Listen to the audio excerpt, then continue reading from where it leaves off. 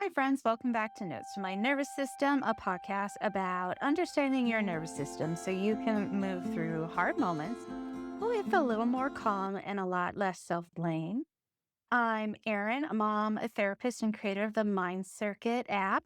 It's a simple nervous system reset tool for moments when your body needs support before your brain can catch up. Anybody who listens to the show knows I have a speech impediment, dyslexia, ADHD. So when I mess up my words, I own it and I move through it.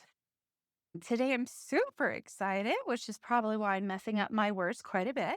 Elizabeth Earnshaw, did I say that right?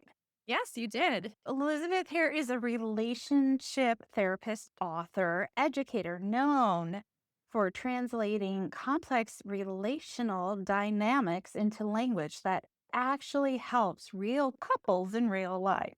She is frequently invited to speak on relationship outlets, The New York Fatherly, just to name a few. And her work centers around nervous system safety, emotional honesty, and repair that works on real, even tired humans. So I'm so excited to have her. I love how often you bring the nervous system and a better understanding of ourselves, of our bodies, into conversations around relationships, almost if you're trying to help us understand the manual that we didn't get for ourselves. When the couple is having that issue of it's the other person, let's just dive in. What's happening underneath that? What is going on with that body reaction of, ooh, no, not me, it's you?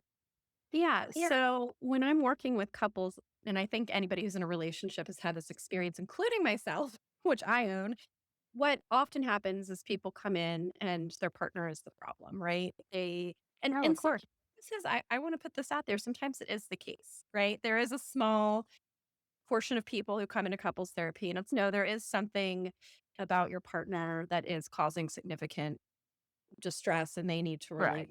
on that. But often when people come in, they're upset with each other. They've been kind of stuck in this dynamic for a long period of time and they're pointing fingers at each other. If only this other person would change, then we would be happy. If only he would do this or she would do this, then we wouldn't be getting into these fights.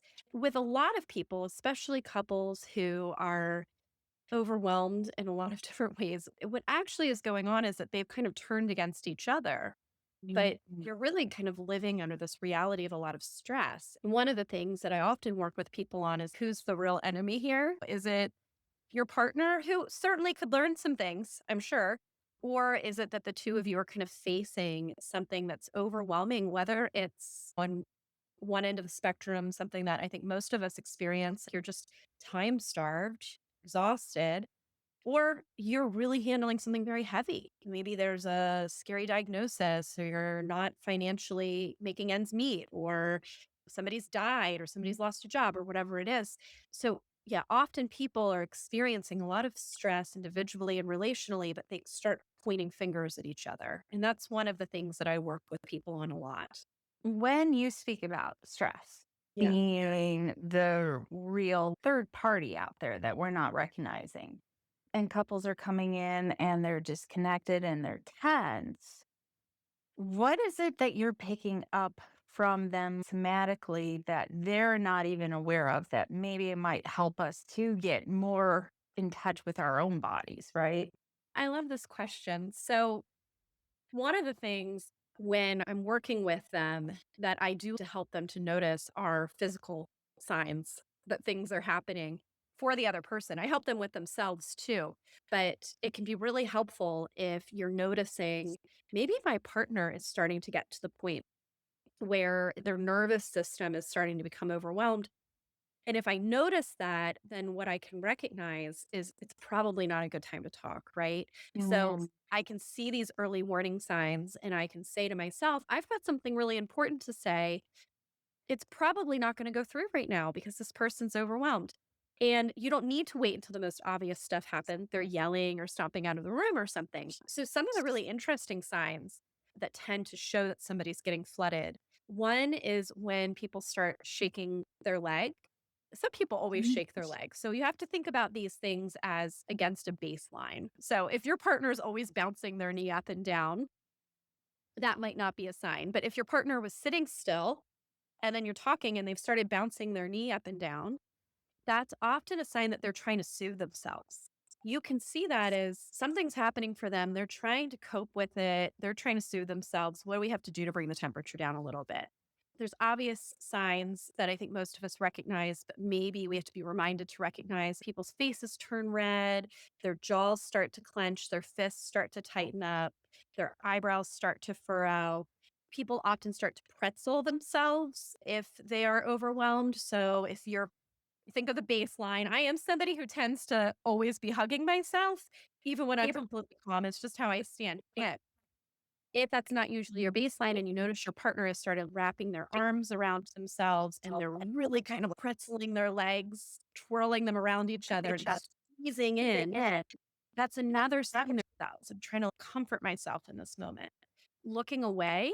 So again, baseline. Some people don't make eye contact during conversation, but if you have a partner who usually does and they start looking away from you, they've turned their head completely and they are, quote, there, but they seem like they're not really there anymore. That's another way that they're trying to regulate. I'm trying to move myself from this thing that's overwhelming to me to look at another thing and calm down. So, those are some signs. I'm sure I'm missing some of them, but if you notice those things and you can remember, this is somebody trying to calm themselves down. Let me be a part of that right now. And then we can Mhm. cater to whatever it was that we were talking about. That really does help. How difficult is it, though, to help the other person recognize that that's what they're doing? Because, I mean, if we could catch this for ourselves, Yeah. we can eventually learn how to express, hey, I need a moment. So it takes some time, of course, because it's very automatic. Nobody's sitting there thinking, just kind of zone out of this conversation, or I'm going to start yelling because I'm feeling so overwhelmed and activated. It happens so quickly. And one of the things that I do in couples therapy is we approach it while it's happening first, and then we try to get better at approaching it ahead of time later. And so, one thing that can be helpful is if you can make an agreement with your partner, if you're not in couples therapy with a third party helping you with this, if you notice that I'm doing these things, let's come up with a non phrase that you say so that you take a break. One of the things that I say to him is like, take a shot of air, your nose.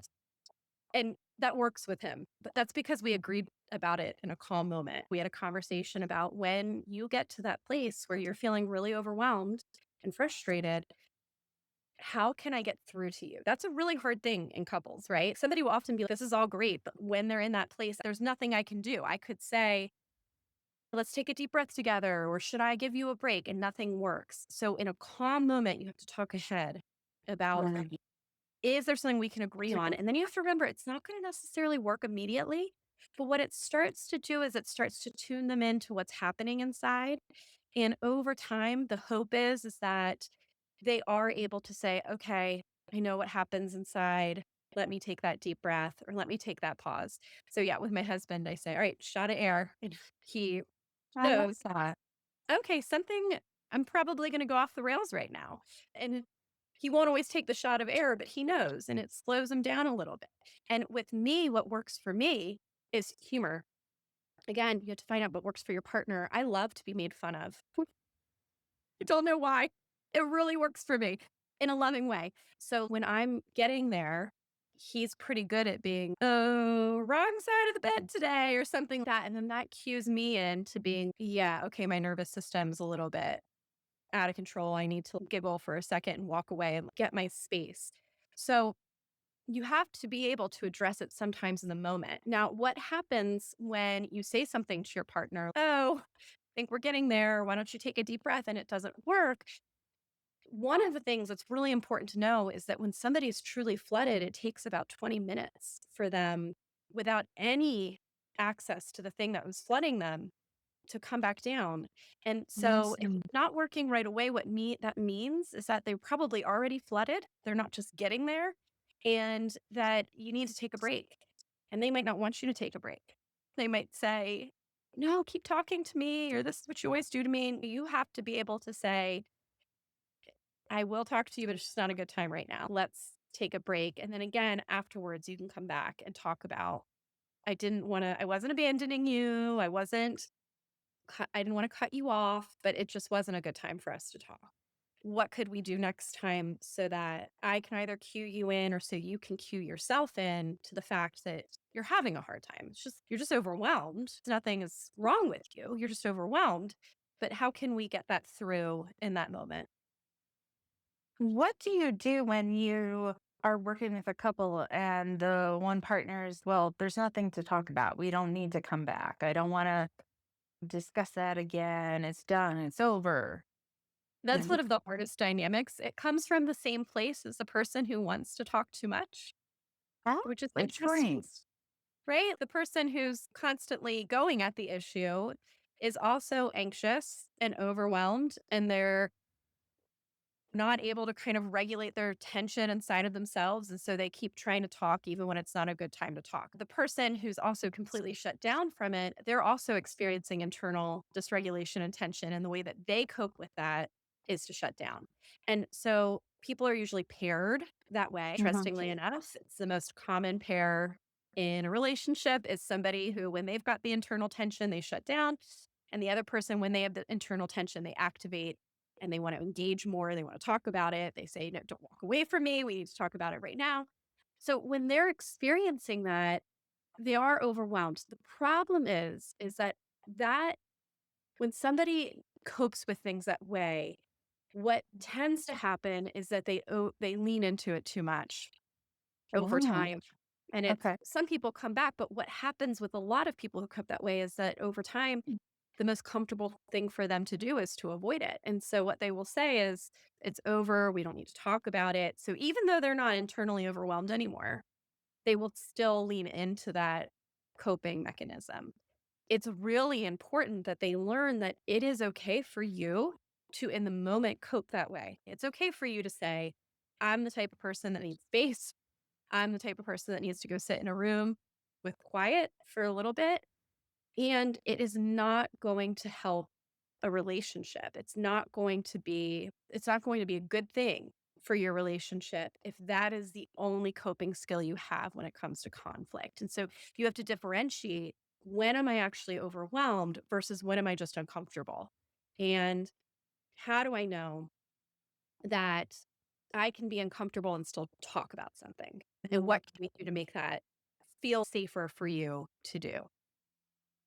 Hard conversation to have. Yeah. Yeah. It is. I mean, it's difficult also in couples therapy if that person's go to is to avoid, and then I'm having this conversation with them. That's already an Mhm. uncomfortable interaction, right? Because we're talking Mhm. about their internal world, which tends to be overwhelming for them to talk about. So it's a hard conversation, but it's really helping people learn to recognize the difference between, I'm flooded and I really need a break and I'm uncomfortable, but I can do this. And how do you continue to regulate yourself when you're just uncomfortable? We can get to the point where uncomfortable doesn't turn to flooding. Uncomfortable Mm. just stays uncomfortable. But we also have to recognize that uncomfortable happens sometimes and have that not in itself feel like threat. And that takes a lot of practice. How do you broach that conversation when the person doesn't see that difference, doesn't want to see that difference, is very resistant to the idea that being uncomfortable is okay? So, if you're the partner, how do you broach that conversation? It's tough because if the idea is that talking about things is not helpful, that is Mhm. really the philosophical belief. It's not just a coping belief, it's a philosophical belief too. And we all have philosophical beliefs about all sorts of things in a relationship. And if you have one person who's saying, it is not only uncomfortable to me, but it's also my philosophical belief that it is not helpful to talk about things. It is not helpful to keep going back and exploring and sharing feelings. And your philosophical belief is, even if it's uncomfortable, it's really important that we talk about it. You have two very different beliefs. And you're not going to get anywhere if you keep trying to get the person to your side. Right. So it's keep saying, no, I know this is the healthiest way. If we don't, we're never going to be connected. If you don't, you're not helping our relationship. That that isn't going to move their philosophy. So one thing that can be really helpful is to actually just be curious with the person. Now, again, this is maybe somebody who doesn't really love sharing their inner world.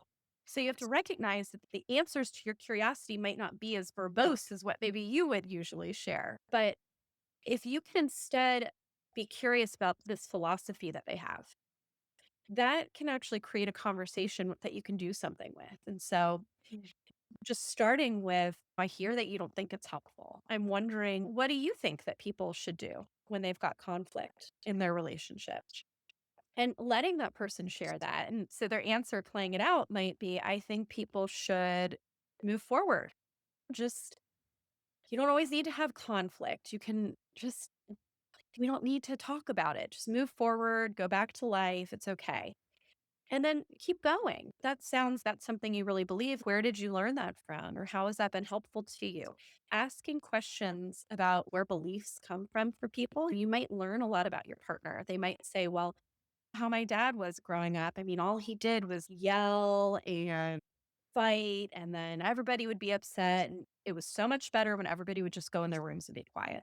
When you approach something from that position instead of, you've got to do this, you have to talk to me, you can start to empathize with them, but you also help them start to connect the dots on, where did this come from? And is it something I still need to believe or want to believe? So that curiosity helps open the conversation. Now, does it change the dynamics immediately? Not necessarily, but it opens the conversation. Oh, I love that example. Thank you. That's really helpful. Oh, good. When couples are having these difficult talks, I've heard you speak about co regulation before. Would that be an appropriate place to kind of put that into practice? What would that look like? Yeah. So when you're with another person, and I think anybody recognize, if you can think back to somebody where you walked into it and you felt good, and then all of a sudden you're having this interaction with somebody and you start to feel bad, even though nothing bad's actually happening, right? But you can feel that they're stressed or they're upset. And all of a sudden you start to feel nervous and stressed and upset. We influence each other in terms of how we feel, even without words. If you are having a conversation with another person, with your partner, and it's already going to be a difficult conversation, something that you can control. You can't control them. You can't control, are they going to get overwhelmed? Are they going to get flooded? But hopefully, both people would hear this message. So they're both controlling themselves. Something you can control is paying attention to your own body and the way that you're regulated or not regulated. You can't control your responses totally. You might start to feel anxious. You might start to feel nervous. Maybe you start to get really angry and your heart is beating.